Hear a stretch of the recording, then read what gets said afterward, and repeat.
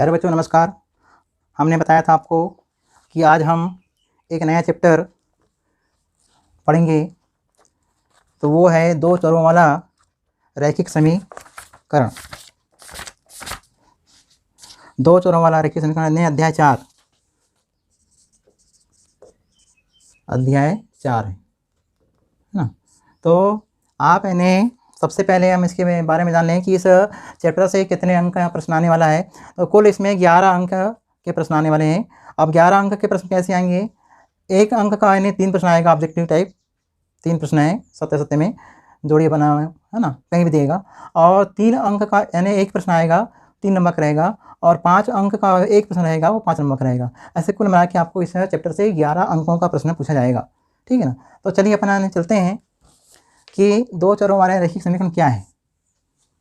दो चरों वाले रैखिक समीकरण क्या होते हैं ये बताइए। आपने इसके पहले आपने एक चर वाले रैखिक समीकरण पढ़ा, तो मैं आप यहाँ लिख रहा हूँ कि जैसे कि 2x धन 5 2x धन 5 बराबर 0। बताइए ये यानी कितने चर राशि इसमें? 2x धन 5 और 0 में कितने चर पद हैं? चलिए बताइए, हमने प्रश्न बना दिया कि 2x धन 5 बराबर 0 में कितने चर पद हैं। बताइए आप कितने चर पद इसमें एक चर पद है ना। रैखिक समीकरण दिया है, तो इस रैखिक समीकरण में रैखिक समीकरण दिया है, तो इसमें कितने चर पद हैं? तो इसमें यानी उत्तर आएगा, इसमें एक चर पद x है, यानी x ही है मान ली, है ना। तो इसमें कितने चर पद हैं? एक। ये एक चर पद कहलाएगा, दो चर नहीं कहलाएगा। अब इसमें यानी हम इस चर पद को यानी इस संख्या को अपन मान निकालने के लिए आ गया कि 2x धन 5 और अब 0 के मान ज्ञात करो। तो 2x धन 5 बराबर 0 का 0 में x का मान ज्ञात करो। ये प्रश्न बन गया। ये परीक्षा में ऐसा प्रश्न आता है। ये यानी एक नया प्रश्न बन गया दूसरे नंबर का कि आप यानी क्या करेंगे, 2x धन 5 बराबर 0 में x का मान ज्ञात करो। अब x का मान कैसे निकालेंगे बताओ। जब इसको हल करेंगे अपन लोग, देखिए तो लिखेंगे 2x धन 5 बराबर 0, 5 का करें पक्षांतर, 2x बराबर -5। ये एक चर पद वाला बता रहा हूँ। अब यानी 2x बराबर क्या है? -5 आया, तो x बराबर क्या आएगा? -5/2, यानी x की वैल्यू आ गई। इस x की वैल्यू को यानी किसी ने बोल दिया कि ये संख्या रेखा पर दर्शाइए, तो संख्या रेखा पर ने दर्शाने के लिए क्या करना पड़ेगा बताओ। यानी x बराबर -5/2 को संख्या रेखा पर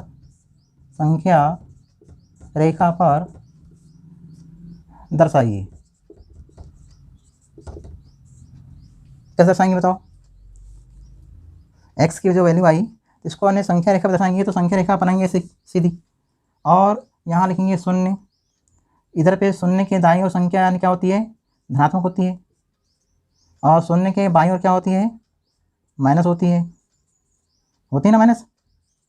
अब आपको यानी संख्या रेखा पर 0 के बाईं ओर जो संख्या है x की जो वैल्यू है, वो x की वैल्यू क्या है? -5/2। मतलब ये 5/2 किसके बीच में आएगा बताइए। इसका यानी हल करेंगे कितना आएगा? 5 -5/2 है, तो -2 दूनी 4.5, इतना आ रहा है भाग देने पर। -2 कितना आ रहा है? 5। अब 2.5 यानी किसके बीच में होगा? -2.5, तो -2 और -3 के मध्य होगा। तो -2 और -3 के मध्य मतलब यहाँ बीच में, है ना। तो बीच में यहाँ आएगा, तो यहाँ की वैल्यू क्या रहेगी? यहाँ हमने बिंदु दे दिया P, और इसका मान लिख दिया -5/2, यानी 5/2, यानी किसके बीच आया? संख्या रेखा पर -2 और -3 के बीच में ये संख्या रेखा पर हमने इसको दर्शा दिया। ये आपकी संख्या रेखा है, सब जानते हैं क्या रहे? संख्या रेखा। तो संख्या रेखा पर हमने इसको दर्शा भी दिए। तो आप परीक्षा में ही कभी कभी ऐसा आता है कि 2x धन 5 बराबर 0 में x का मान बताओ, x का मान निकालो, तो आपको x का मान निकालना है। ये एक चर बने राशि हो गई, एक चर पद में आपने पढ़ा है 8वीं में 7वीं में। अब आ रहे हैं अपन दो चर में। तो दो चर क्या है बताइए। मान लीजिए एक क्रिकेट टीम है, उसमें दो खिलाड़ी ने, दो बल्लेबाज ने क्या किया, दोनों ने मिलके 176 रन बनाए। नाम बताते हैं, नाम कुछ भी ले सकते हैं अपन लोग, मोनू टोनू जो भी ले सकते हैं। तो मान लीजिए कि दो ने संख्याएं हैं, दो ने मान लो क्रिकेटर हैं और दोनों बल्लेबाज हैं, दोनों ने अपने जब रन बनाए तो दोनों ने मिलकर, दो अन्य व्यक्तियों ने मिलकर कितने रन बनाए, 176। दो अन्य व्यक्तियों ने मिलकर कितने रन बनाए, 176 बनाए। अब आपको बताना है कि उसको बीजगणितीय मैंने व्यंजकों में किस प्रकार से मानेंगे। अब यहाँ दो व्यक्ति आ गए, इसलिए यानी दो चरासी मानना पड़ेगा, x और y। तो यहाँ हम जैसे कि लिख रहे हैं यहाँ पर दो बल्लेबाज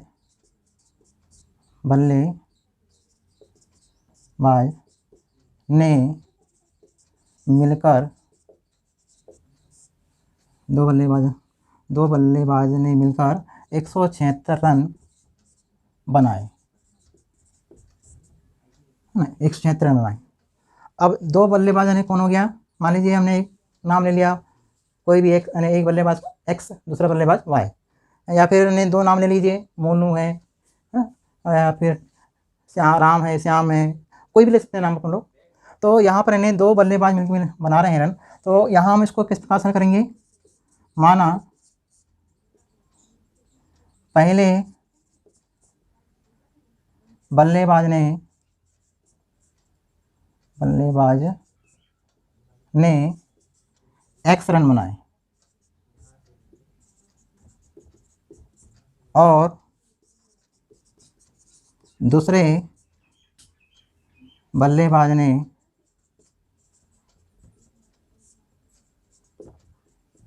y रन बनाए। अब दोनों ने मिलकर हमने कितने रन बनाया, दोनों ने मिलकर 176 रन बनाया। तो हम उसको लिखेंगे प्रश्नानुसार, क्या लिखेंगे बताओ, प्रश्नानुसार लिखेंगे x धन y बराबर 176, है ना। तो हमने बना दिया x धन y बराबर 176। तो ये यानी x और y दो बल्लेबाज के द्वारा रन बनाए गए, कुल रन 176। तो x और y क्या हो गए, दो चर राशि हो गई। तो इनको बोलते हैं दो चर राशि वाला रैखिक समीकरण, ठीक है ना। तो इसको यानी दो चर वाले रैखिक समीकरण कहलाता है ये। अतः दो चरों वाले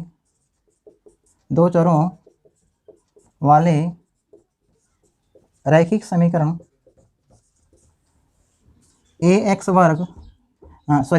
धन by धन c बराबर 0 तो इसमें यानी ax धन by धन c बराबर 0 में a b और c क्या है, वास्तविक संख्याएं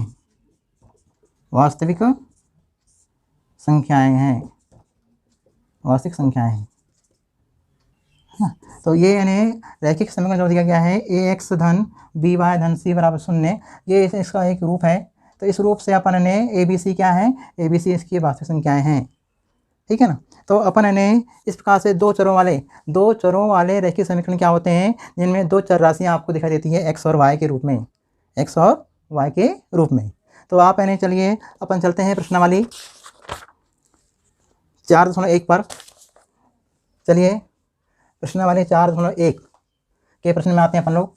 आपको समझ में आ गया होगा कि दो चर राशि क्या होती है। दो चर राशि मतलब x और y, यानी जैसे हमने आपको बताया, बल्लेबाज के द्वारा बताया, या फिर दो संख्याओं का योग 176 है, तो पहली संख्या x है, दूसरी संख्या y है। तो अपने x और y जो है दो चर राशि अपन जब मानते हैं, तो अपने x और y मान लिया दो चर राशि, तो इसको हम कहते हैं दो चरों वाले रैखिक समीकरण।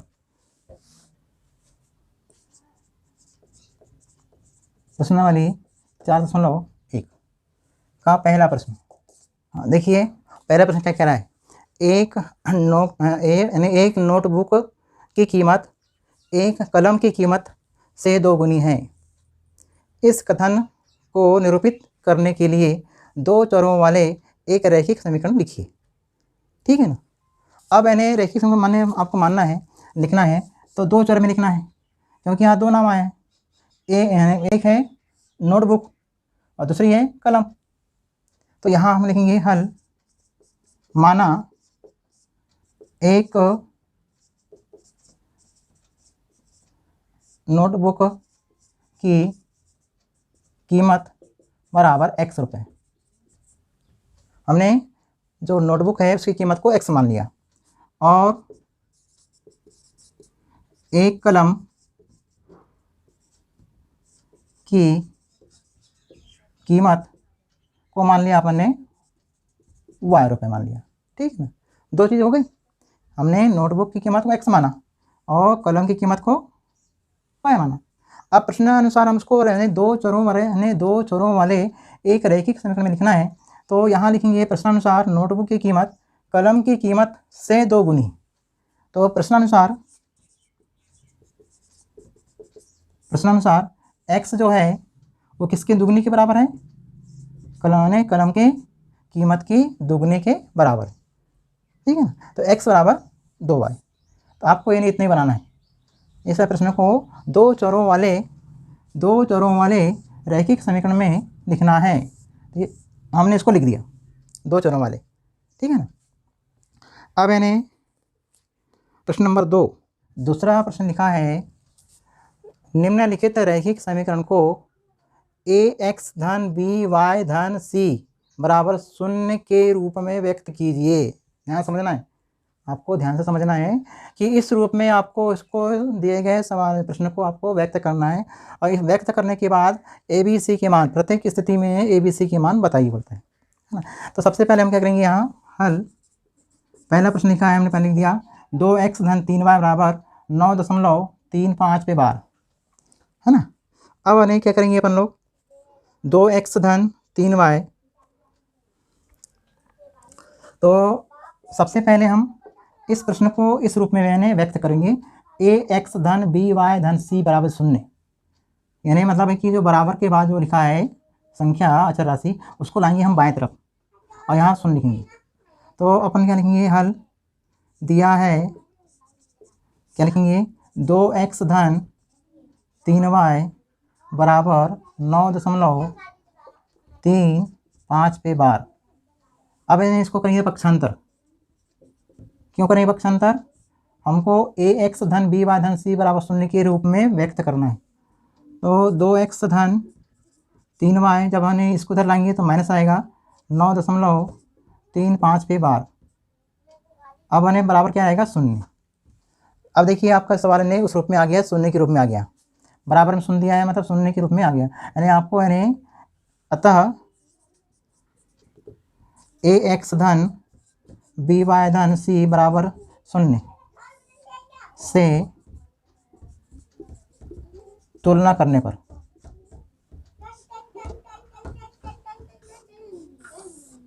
इससे तुलना करेंगे, इससे तुलना करके आपको ABC की मान निकालना है। तो बताइए ax मतलब a का मान कितना है, 2, a बराबर 2, b का मान क्या तुलना करो यहाँ से, ये ना, ये तो b का मान क्या निकलेगा, b बराबर 3, और c बराबर क्या निकलेगा, c में देखिए c यानी प्लस में है परंतु यहाँ माइनस है, इसलिए माइनस 9.35 पे बार का चिन्ह।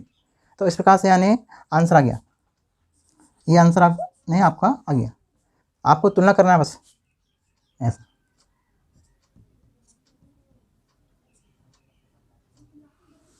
इस प्रकार से है हमने सवाल को उस रूप में व्यक्त किए, और उस रूप में व्यक्त करने के बाद में हमने ABC के मान छाट लिया। अब बता दिए ABC के मान बताइए, हमने ABC के मान बता दिया। तो आपको यानी ऐसा बनाना है ना। अब इसके बाद में इसी प्रश्न का यानी प्रश्न नंबर 2 का दूसरे में कह रहा है x माइनस y बटे 5 माइनस 10 बराबर 0, यानी बराबर में 0 यहाँ दिया हुआ है ना, बराबर में दिया हुआ है। अब आपको यानी यहाँ पर जो दिया है 1 2 3, हल क्या करेंगे बताओ? दिया है, क्या दिया हुआ है?